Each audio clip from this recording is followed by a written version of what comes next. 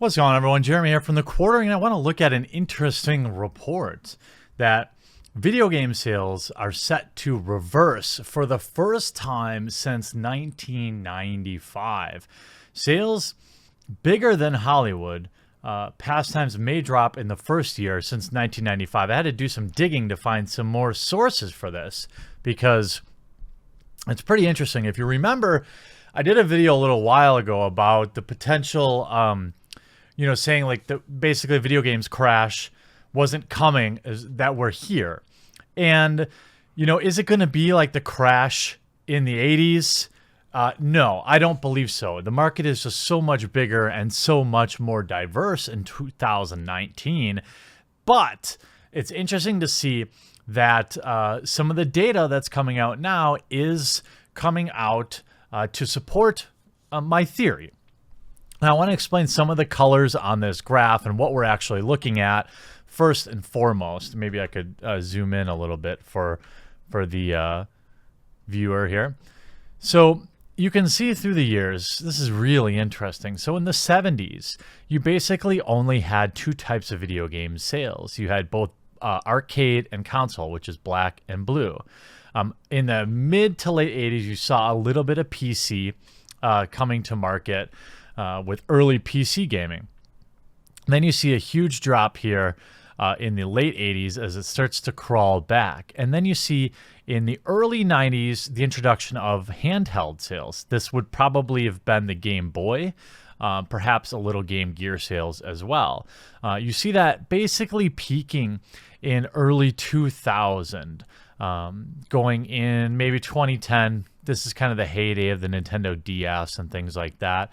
But you also see the addition, that's in red, you also see the addition of a white color bar, and that is mobile games. You can see how that has basically exploded in the last, say, 2 or 3 years, representing almost as much as console and PC sales combined. That is very telling. That is why you see don't you have phones as such an important aspect for companies like Activision Blizzard, because they see now this data that we're all seeing together.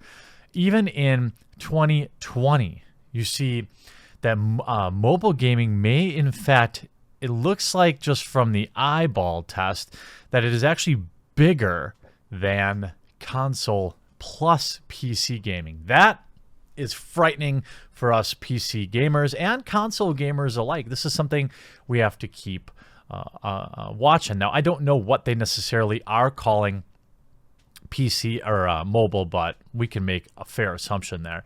And you see very tiny amount of VR sales at the very top. It is expanding based on these trends leading into 2020. But again, here's an interesting thing. So here we are in 2018, peaking out at about 136 billion with a B dollars, and then we see a step back that should be made up by 2020, but we don't know. The meteoric rise of video games turn button mashing into a bigger moneymaker than Hollywood. But one veteran analyst is predicting the first video game downturn in a quarter century. I beat you to it, bud. Video game revenue is headed for its first decline since 1995, with sales expected to fall a full percent to 136.5 billion this year, according to Pelham Smithers, owner of an eponymous London-based research firm. He sees the drag lasting till at least 2020, blaming Chinese stricter approach to game approvals, a shortage of big console hits, and fatigue among players for battle royale titles like Fortnite. I think that if in this tiny article, in this essentially an abstract to a little more data, which we're going to go over in a minute here, it's very true, isn't it? I feel like battle royale has peaked. Fortnite has peaked. Call of Duty's blackout mode, I found, boring. But I'm not the target market. I understand that. I'm 35 years old. I should be, if I listen to Bill Maher, reading ancient literature, not playing video games. So, that's apparently what they're looking at. But what is going to be the next game wave, and I actually think it's going to be retro because people like me are not being served by this market. And however, can we make up? Can we be relevant in the face of huge mobile sales? Now, if we found, I look around to find some of the actual reports, and here's some of the arguments made by the research firm. Mobile games revenue, 49% of industry total, will fall as China, the world's biggest smartphone market, sees a 10% contraction due to Beijing's tighter grip on game approvals. We've seen this now with companies like NetEase and such being basically specialists at getting games into the Chinese market. And we see companies like Blizzard and Activision focusing on that more and more. The US and Japan mobile markets are also plateauing and won't make up the difference, he predicted. Consoles, which just stands for 19%, will struggle to follow up a record year in 2018, which saw the release of multiple blockbusters including Red Dead Redemption, God of War, Spider-Man, Super Smash Bros. Ultimate, he said. The aging of the PlayStation 4 and Xbox One consoles will also drag on growth. If the PlayStation 5 comes at the end of 2020, that's great for 2021, but bad for 2020. PC gaming, which just stands for 25%, will slump as players lose interest in last-man-standing titles like Fortnite and PlayerUnknown's Battlegrounds, which today have fewer users than a year ago. The format has been popular since 2017. Now, there's a lot of investing coverage here because this is really an investment firm that's talking about it.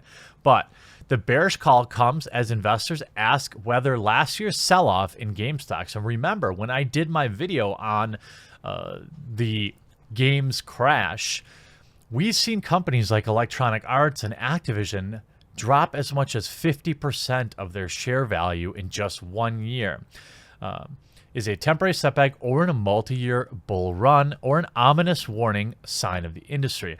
After ballooning to almost $1 trillion in total market valuation a year ago, the 30 largest publicly traded game publishers, Tencent, have collectively since lost $247 billion, according to data compiled by Bloomberg. So essentially, they took the group of 30 and they were at $1 trillion, losing about, let's just say, 25% of their market value. That's pretty shocking. Besides Beijing's crackdown, investors have been surprised by slower than expected sales of the Nintendo Switch, which is interesting to me. Regulatory scrutiny of the game addiction and monetization practices like loot boxes, and uncertainty about games pipeline at EA and Activision Blizzard. Smithers predicts more weakness as the market adjusts to this new reality. I'm not sure if there's enough of a reset in some of the really expensive stocks, he said. EA still looks expensive. Capcom still looks expensive. However, it's not all doom and gloom. Smithers predicts that the VR-related revenue will double from $4 billion in 2018 to $8 billion in 2020. He turned bullish on Nintendo and said that it will benefit from long-term from the industry shift to cloud gaming. He's excited about esports, taking one late-night phone call from a journalist in between watching qualifying matches of this year's Poohberg Championship. I've got the esports bug, he said. So interesting. So the cloud gaming is a very interesting opportunity for a company like Nintendo with their vast catalog of older games that you could open up onto these Nintendo Switches, basically mobile. At the time of the Switch's release, I liked it, but the catalog wasn't there for me to see it standing on its own against PlayStation and Xbox. But in a lot of ways, it has built its own market. There's all sorts of this. I mean, did you know that collectors like myself out there watch these types of games? These are the limited run games. Mercenary Kings. You've got all sorts of Oxenfree. These are limited run only type games. Night Trap. Imagine that cover on an Xbox title, right? There's a whole interesting dormant collectors group in the NES world. People that want old titles like Friday the 13th. could the Nintendo Switch, the fact that it's hooked up more effectively with cloud gaming, the fact that it's mobile, is it in a better position? Probably. Is it in need of a new model? I don't believe so. Now, there's been talk about a newer, like a pro version, which I think is silly, in my opinion, because, I mean, let's be honest, the Nintendo brand has never been about performance, right? All the way back to like blast processing days versus the Sega Genesis. The Xbox or the SNES gets games that look good, that run good.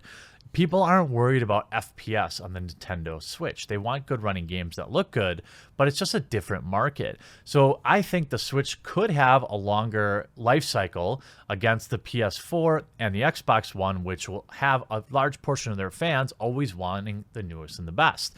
Now, if one of those platforms comes out in 2020, it's still going to depend on what the launch titles look like. Are we going to have native, beautiful 4K games? What kind of launch titles are we going to have?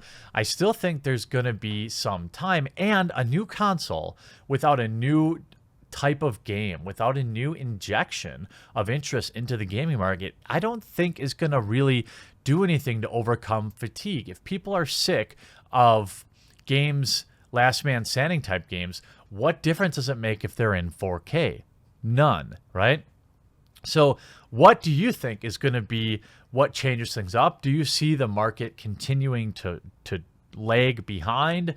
Do you think that maybe Nintendo is in a really great position right now to withstand a potential gaming slump? There's another thing with the Nintendo Switch. You have games that people collect, but it's also unique. A lot of Xbox or PS4 people might be saying like, you know what?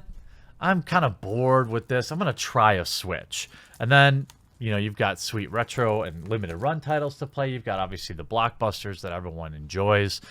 It's interesting. I think and by the way, we're still talking about basically monopoly money here. The industry's making plenty of money. But I'll be interested to see how companies like Activision maybe restructure. I mean, we saw Bungie dipping out. Will we see Blizzard dip and stand on their own? Will we see some of these other companies, Ubisoft or EA, start to break up? I think you're going to see some big moves in 2020, 2019, but I'm not exactly sure what they are. I'm interested to hear what you have to say about it in the comment section down below. Nonetheless, interesting stuff to talk about. We've got a lot to talk about today, so we'll talk to you again real soon.